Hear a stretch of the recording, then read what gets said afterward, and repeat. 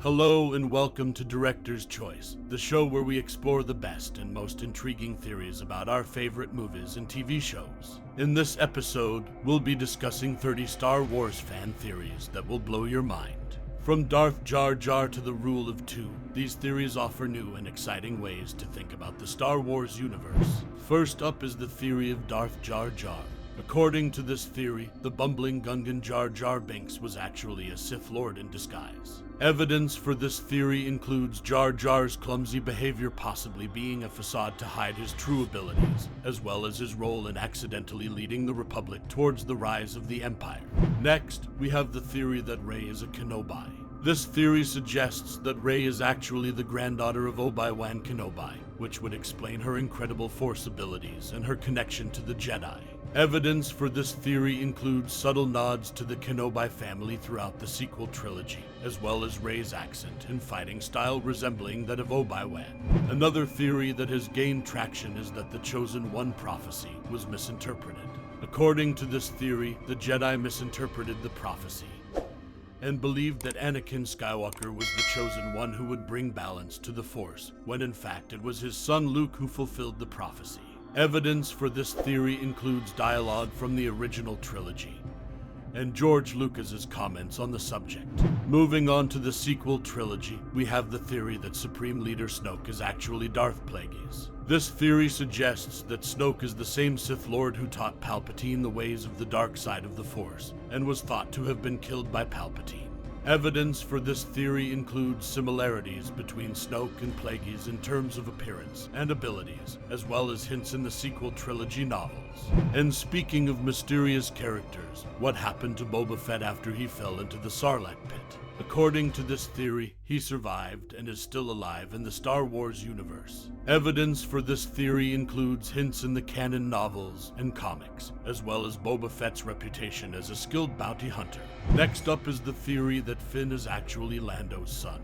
This theory suggests that Finn's connection to the Resistance and his bravery in the face of danger are due to his lineage. Evidence for this theory includes similarities in personality and physical appearance between Finn and Lando, as well as hints in the canon novels. Moving back to the prequel trilogy, we have the theory that Padme Amidala didn't die of a broken heart, but was actually killed by Palpatine's Force lightning. This theory suggests that Palpatine may have wanted to eliminate Padme in order to prevent her from interfering with his plans for Anakin Skywalker. Evidence for this theory includes subtle hints in the film, as well as dialogue from the canon novels. Another theory that has gained traction is that the Jedi Temple on Coruscant was built on a Sith shrine. This theory suggests that the Jedi's connection to the dark side of the Force may have been a result of the temple's location and history. Evidence for this theory includes similarities between the architecture of the Jedi Temple and Sith shrines, as well as hints in the canon novels. And speaking of the Jedi, did you know that the Sith have a rule of two? According to this theory, there can only be two Sith Lords at any given time, a master and an apprentice. Evidence for this theory includes dialogue from the films and canon novels, as well as the Sith philosophy of seeking power through the destruction of others. Moving on to the Clone Wars, we have the theory that Palpatine orchestrated the entire conflict in order to seize control of the galaxy. This theory suggests that Palpatine may have manipulated both the Republic and the Separatists in order to create chaos and establish himself as the leader of the galaxy. Evidence for this theory includes dialogue from the films and the canon novels, as well as Palpatine's overall plan to destroy the Jedi and take over the galaxy. And what about the Force itself? According to this theory, the Force is actually a sentient being that guides and influences events in the Star Wars universe. Evidence for this theory includes dialogue from the films and the canon novels, as well as the idea of the Force having a will of its own. Next up is the theory that Yoda is a gray Jedi, who follows the light and dark sides of the Force in balance. This theory suggests that Yoda may have rejected the Jedi's strict code and embraced a more flexible approach to the Force. Evidence for this theory includes Yoda's unconventional teaching methods, as well as his ability to see the bigger picture beyond the Jedi Order. Moving back to the prequel trilogy, we have the theory that Obi-Wan Kenobi and Padme Amidala had a secret love affair. This theory suggests that Obi-Wan and Padme's close relationship may have gone beyond friendship and into a forbidden romance. Evidence for this theory includes subtle hints in the films and the canon novels, as well as the overall tragedy of their unfulfilled love. Another theory that has gained traction is that Rey is actually a clone of Palpatine. This theory suggests that Rey's connection to the dark side of the Force and her incredible abilities may be a result of her genetic makeup. Evidence for this theory includes hints in the sequel trilogy, as well as the idea of Palpatine seeking to create a powerful successor. And speaking of the Force, did you know that Anakin Skywalker was conceived by the Force itself?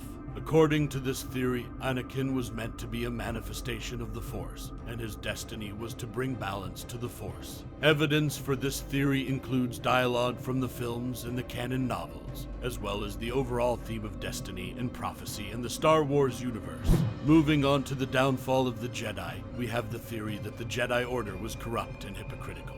This theory suggests that the Jedi's strict code and dogmatic beliefs ultimately led to their downfall, as they failed to see the bigger picture and became disconnected from the people they were meant to protect. Evidence for this theory includes dialogue from the films and the canon novels, as well as the idea of the Jedi being flawed and imperfect beings. And what about the Millennium Falcon? According to this theory, the iconic starship is actually Force-sensitive, which would explain its incredible luck and durability. Evidence for this theory includes dialogue from the films and the canon novels, as well as the Falcon's ability to withstand incredible amounts of damage and still function. Moving on to the Ewoks, we have the theory that these furry creatures from Return of the Jedi are actually Force-sensitive. This theory suggests that the Ewoks' connection to the Force may have helped them defeat the Empire and protect their home planet. Evidence for this theory includes subtle hints in the film, as well as the overall theme of the Force being present in all living things. Another theory that has gained traction is that Palpatine has achieved true immortality.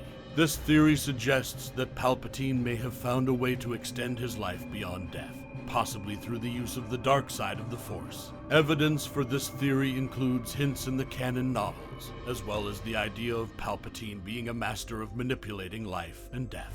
And speaking of the Force, did you know that the ability to use the Force is actually a genetic mutation?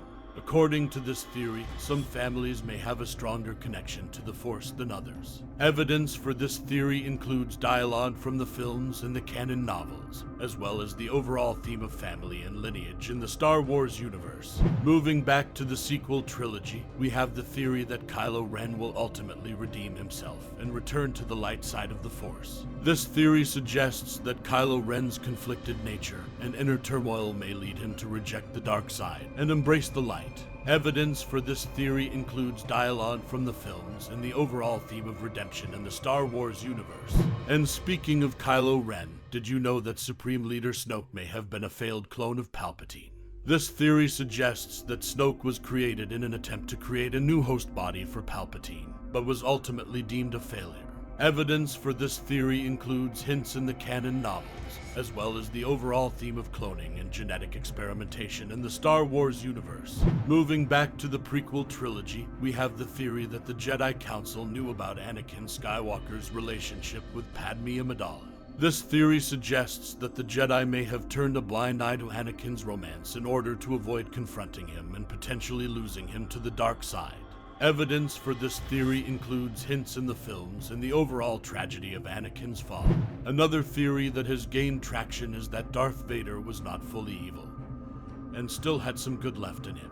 This theory suggests that Vader's redemption in Return of the Jedi was not a sudden change of heart, but a gradual realization of his mistakes and a desire to make amends. Evidence for this theory includes dialogue from the films and the overall theme of redemption in the Star Wars universe. And speaking of the First Order, did you know that they may have a mole within their ranks? According to this theory, the Resistance has been able to stay one step ahead of the First Order because they have a high-ranking member who is secretly working against them. Evidence for this theory includes hints in the sequel trilogy, as well as the idea of betrayal and deception being common themes in the Star Wars universe. Moving back to the Force, we have the theory that it is actually a result of midichlorians, microscopic organisms that live within the cells of Force-sensitive individuals. This theory suggests that the Force is not a mystical energy field, but a biological phenomenon. Evidence for this theory includes dialogue from The Phantom Menace, and the overall theme of science and technology in the Star Wars universe. And speaking of Boba Fett, did you know that the titular character in The Mandalorian may actually be a clone of Boba Fett? This theory suggests that the character's connection to Boba Fett and his skills as a bounty hunter may be due to his genetic makeup. Evidence for this theory includes hints in the show and the overall theme of cloning and genetic experimentation in the Star Wars universe. Moving back to the Jedi, we have the theory that Qui-Gon Jinn is still alive in some form or another. This theory suggests that Qui-Gon may have found a way to transcend death and become one with the Force in a new way. Evidence for this theory includes hints in the films and the canon novels, as well as the idea of the Force being a pathway to immortality. And speaking of the Jedi, did you know that the Jedi Order may still exist in some form or another? According to this theory, new Jedi may rise up to carry on the legacy of the Order and restore peace to the galaxy. Evidence for this theory includes hints in the sequel trilogy, as well as the overall theme of hope and renewal in the Star Wars universe. And finally, we have the theory that the Star Wars universe is a never-ending cycle, in which the light and dark sides of the Force continually clash and balance each other out. This theory suggests that there is no true victory in the Star Wars universe, only temporary moments of balance. Evidence for this theory includes dialogue from the films and the overall theme of balance in the Force. Well, that's it for our list of 30 Star Wars fan theories. Which one was your favorite? Do you believe any of these theories are true? Let us know in the comments below. And be sure to subscribe to Director's Choice for more fascinating theories about your favorite movies and TV shows. May the Force be with you.